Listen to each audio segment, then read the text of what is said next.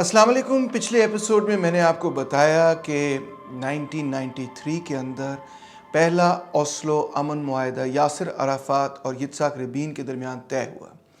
जब ये मुआहदा तय हुआ तो उसके फ़ौरन बाद तो अवाम के अंदर एक खुशी की लहर दौड़ी।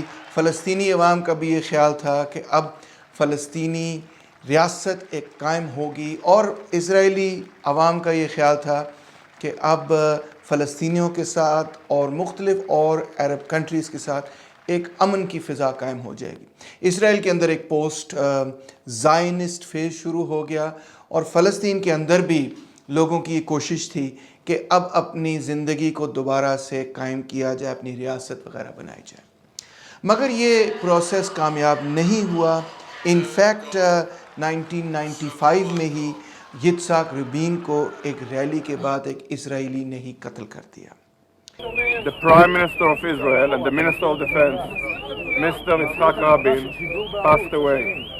He was hit by 3 bullets in his chest and his abdomen. फ़लस्तीनियों और इजरायलियों के दरमियान जो दूसरा मेजर प्रॉब्लम था वो ये था कि ईस्ट यरूशलेम के साथ क्या किया जाए। फ़लस्तीनियों का ये कहना था कि ईस्ट यरूशलेम मुकम्मल तौर पे पैलेस्टीनियन अथॉरिटी के अंडर होना चाहिए, यानी कि उस पर इख्तियारात और सॉवरेनिटी पैलेस्टीनियन अथॉरिटी की होनी चाहिए, जबकि इजराइल का ये कहना था कि नहीं, ये हम मंजूर करने के लिए तैयार नहीं। अब मामला ये है कि ईस्ट यरूशलेम के अंदर कुछ ऐसी साइट्स हैं जो कि मुसलमानों के लिए भी और यहूदियों के लिए, दोनों के लिए इंतहाई मुक़द्दस है। अल अक्सा मस्जिद भी यहाँ पर है, टेम्पल माउंट भी यहाँ पर है, डोम ऑफ द रॉक भी यहाँ पर है, ये दोनों के लिए मुक़द्दस है। तो बहरहाल इजराइलीज़ ने ये कहा कि हम ये करने के लिए तैयार हैं कि आपको कस्टोडियनशिप दे देंगे इस इलाके की, मगर आपको मुकम्मल सॉवरेनिटी नहीं देंगे। और ख़ास तौर पे टेम्पल माउंट जो हरम अल शरीफ है उसके ऊपर, और वेस्टर्न वॉल ख़ास तौर पे जो है, जो उनके लिए बहुत ही मुक़द्दस है, उस पर इज़राइल का कंट्रोल रहेगा। तो इस पर भी एग्रीमेंट नहीं हो पाई। तीसरा मामला ये था कि वो पैलेस्टीनियंस जिनको अल-नकबा में, यानी कि द ग्रेट ट्रेजेडी में 1948 में अपने घरों से एक्सपेल कर दिया गया था, या वो अपने घर छोड़ चुके थे, उस ज़माने में वो 750,000 थे तकरीबन। अब वो तकरीबन 4 मिलियन हो चुके हैं। कोई जॉर्डन में रह रहा है, कोई कुवैत में रह रहा है, कोई कहीं रह रहा है, कोई सीरिया में रह रहा है, कोई लेबनान में रह रहा है। तो पैलेस्टीनियन नेगोशिएटर्स का ये कहना था कि इन सब को ये राइट होना चाहिए कि ये अब वापस आ जाएं, अपने अपने घरों में वापस आ जाएं, और उनके लिए इंतज़ामात किए जाएं कि उनके घर को अगर किसी ने टेक ओवर कर लिया या कोई और मसला है तो इस हवाले से कोई उनके लिए इंतज़ाम किया जाए कि जो उनसे ज़मीनें छीनी गईं, जो उनके घर छीन लिए गए, उनको उनकी कॉम्पनसेशन वगैरह मिलनी चाहिए।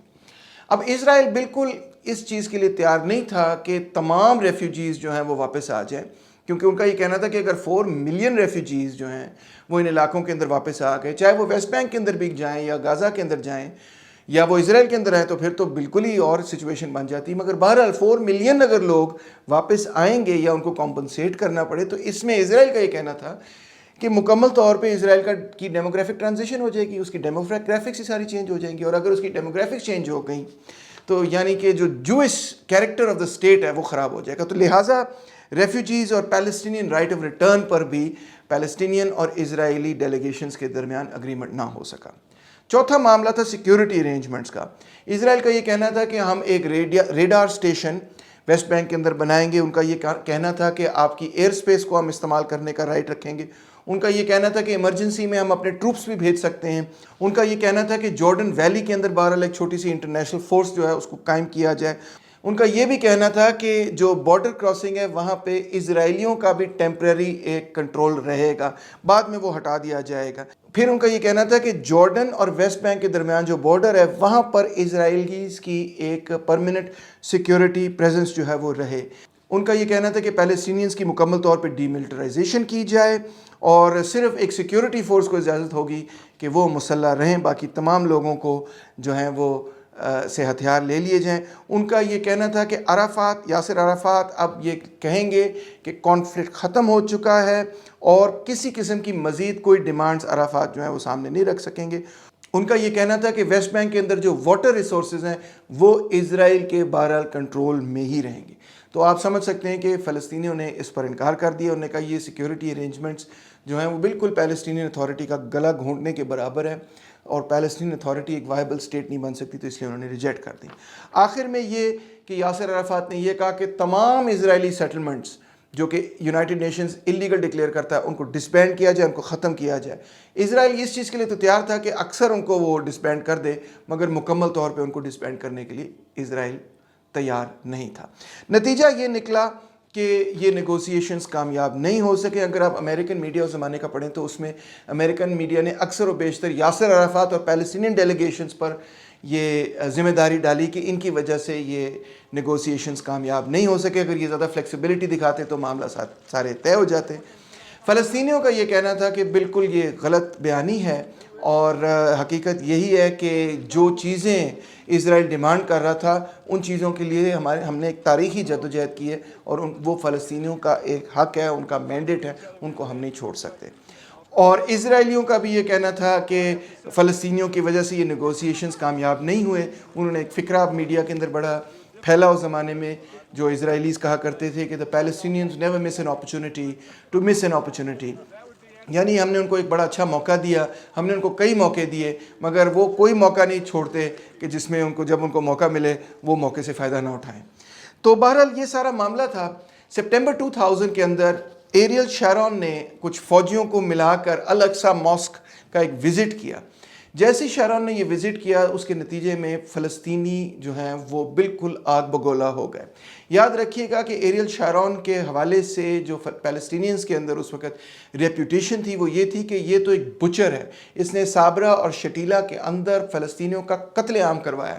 لہٰذا جب ایریل شارون پوری اپنے فوجی دستے کے ساتھ الاقصی مسجد کے قریب آیا تو اس کے نتیجے میں پیلسٹینینز جو ہیں وہ ابھر پڑے، اور ایک پوری موومنٹ دوبارہ سے شروع ہو گئی، جس کو کہ اب سیکنڈ انتفاضہ کہا جاتا ہے۔ جنوری 2001 میں ایریل شارون الیکشن جیت گئے اور اب وہ اسرائیل کے پرائم منسٹر بن گئے۔ آپ اندازہ کر سکتے ہیں کہ اس کے نتیجے میں کشیدگی تیز ہونی ہی تھی، اور وہ ہوئی۔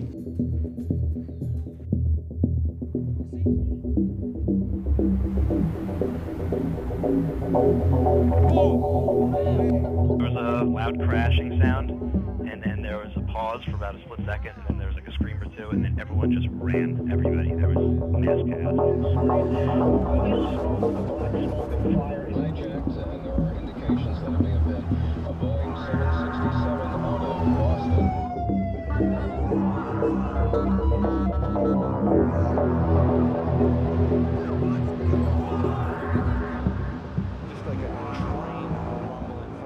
گیارہ ستمبر 2001 میں جب اسامہ بن لادن اور القاعدہ نے ورلڈ ٹریڈ سینٹر پر اور پینٹاگون پر اٹیک کیا، تو اس کے نتیجے میں امریکہ نے پوری ایک وار آن ٹیرر لانچ کی۔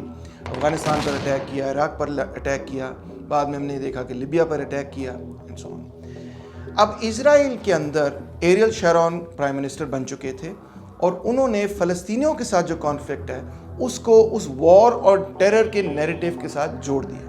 انہوں نے یہ کہا کہ جس طرح امریکہ ٹیرر کا مقابلہ کر رہا ہے، اسی طرح اسرائیل بھی فلسطینی عرب مسلم ٹیرر کا مقابلہ کر رہا ہے۔ اس طرح ان کی کوشش یہ تھی کہ اسرائیل کی جو اگریسو پالیسیز ہیں پیلسٹینینز کے حوالے سے، ان کو وار آن ٹیرر کے فریم ورک کے اندر فٹ کر کے جسٹیفائی کیا جائے۔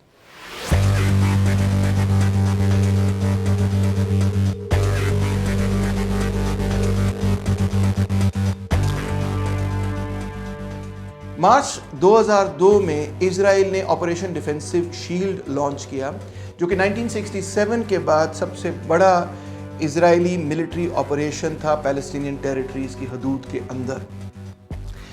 اس آپریشن کے نتیجے میں اور اس آپریشن کے خلاف پیلسٹائن اور اسرائیل کے درمیان وائلنس جو ہے وہ پہلے سے بہت زیادہ بڑھ گئی۔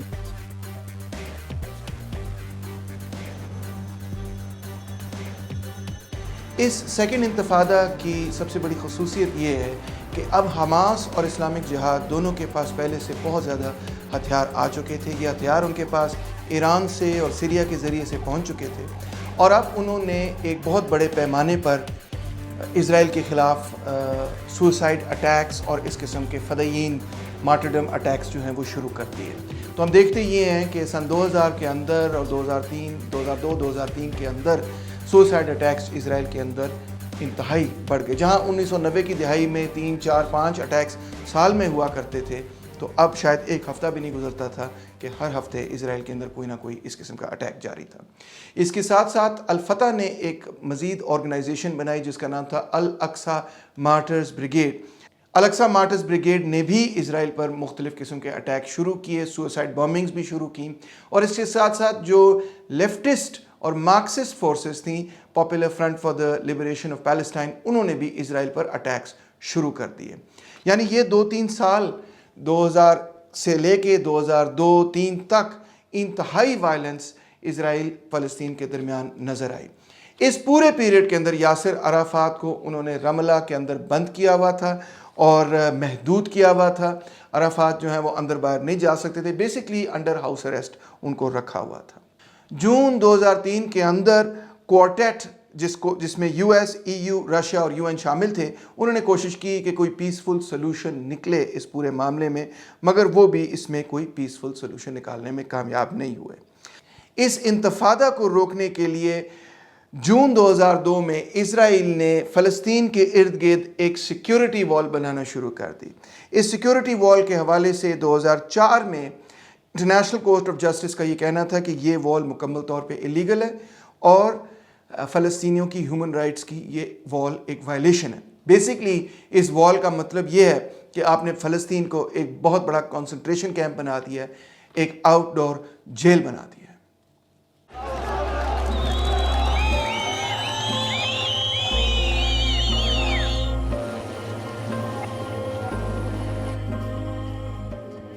दो 2004 में यासिर अराफात की वफ़ात हुई।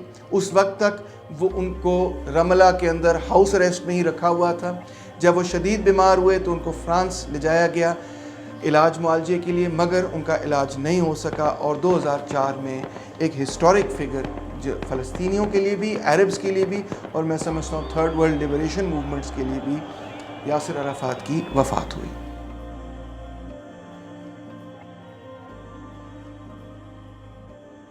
इस पूरे एफर्ट से मेरा ख़्याल है कि हमें ये पता चलता है कि 2 स्टेट सोल्यूशन क्यों नहीं कामयाब हुआ। इसकी बुनियादी वजह ये थी कि ओस्लो 2 के प्रोसेस के मुताबिक उन्होंने 3 जोन्स के अंदर फ़लस्तीन को तकसीम किया और उनमें से सिर्फ 2 जोन्स में फ़लस्तीनी अथॉरिटी को ये इख्तियार दिया कि वहाँ पे वो हुकूमत बना सकें, और उसको भी 165 छोटे छोटे हिस्सों के अंदर तकसीम कर दिया। और तकसीम करने के बाद जो बुनियादी पीएलओ की डिमांड्स थी उनको इजराइल पूरा करने के लिए तैयार नहीं था। मिसाल के तौर पे कि 1967 की बॉर्डर्स के हिसाब से मुकम्मल सॉवरेनिटी जो है वो पैलेस्टीनियंस को दी जाए, ईस्ट यरूशलेम पर कंट्रोल दिया जाए, पैलेस्टीनियंस को राइट ऑफ रिटर्न दिया जाए, सिक्योरिटी अरेंजमेंट्स हों मगर इस किस्म की हों कि मुकम्मल सॉवरेनिटी पैलेस्टीनियंस की होनी चाहिए वेस्ट बैंक और गाज़ा के हवाले से, और इस किस्म की और मुख्तलिफ़ चीज़ों पर अग्रीमेंट नहीं हो सका। तो ओस्लो 2 अग्रीमेंट फेल हुआ। फेल होने के नतीजे में जब अराफात वापस आए तो पैलेस्टीनियन अवाम ने तो यासिर अराफात को बहुत ज़्यादा अप्रीशिएट किया। उन्होंने कहा कि यासिर अराफात ने जो अहम तरीन चीज़ें थीं उसको उनको नहीं छोड़ा, उन पर वो कायम रहे, उन पर वो साबित कदम रहे, और इसी की सज़ा अराफात को मिली कि उनके ख़िलाफ़ ऑपरेशन हुआ, उनको जो है रमला के अंदर बंद कर दिया गया, और पूरा सेकंड इंतफादा जो है वो इसी वजह से लॉन्च हुआ क्योंकि अराफात ने वहाँ पर यानी कि कैंप डेविड समिट पर इज़राइल नेगोशिएटर्स से इत्तफाक नहीं किया।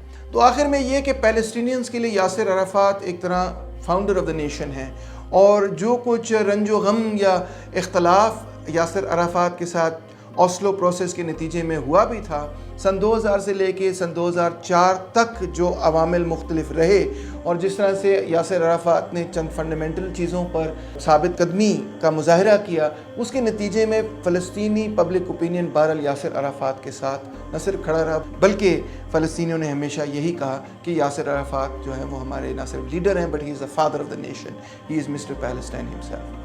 और फिर यासिर अराफात की जो आखिरी चंद साल गुजरे, जिस तरह से इजराइल ने उनको घेरे में लिया हुआ था, उसके नतीजे में भी पैलेस्टीनियंस आज यही कहते हैं कि अराफात हमारे लिए एक हीरो हैं, और हम हमेशा उनकी मेमोरी को और उनकी जदोजहद को सराहेंगे और हमेशा यही समझेंगे कि उन्होंने फ़लस्तीनी आवाम के लिए जदोजहद की और कुर्बानी दी और आखिरी दम तक वो साबित कदम ही रहे। اگلے ایپیسوڈ میں سیکنڈ انتفاضہ کو میں کچھ مزید تفصیل میں کور کروں گا اور آپ کو حماس کے بارے میں بتاؤں گا. بہت شکریہ.